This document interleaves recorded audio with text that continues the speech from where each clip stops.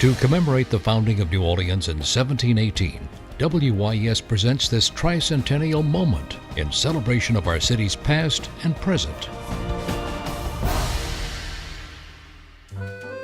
Ferries have been in operation in New Orleans since the 1820s, when they began conveying passengers and goods between the east and west banks of the Mississippi River.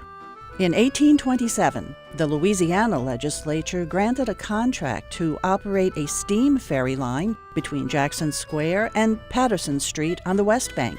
A second ferry was added in 1834 with a landing at St. Louis Street and a dock on Delaron Street at Algiers Point. It was necessary to ferry trains across the river until 1935, when the UEP Long Bridge was built.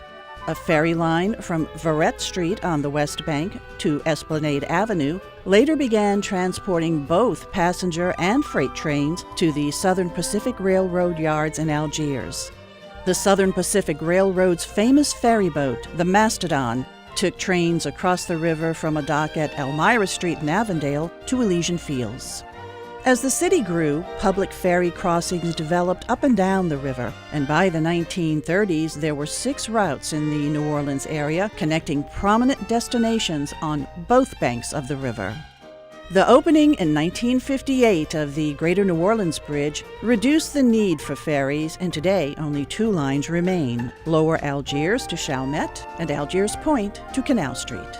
These landmarked ferry lines continue to provide essential transportation for motorists, bicyclists, and pedestrians, and offer the magical experience of being on the Mississippi River, even if just for a brief crossing. WYS's New Orleans Tricentennial Moments are brought to you by the Miro Foundation and presented in association with the Historic New Orleans Collection.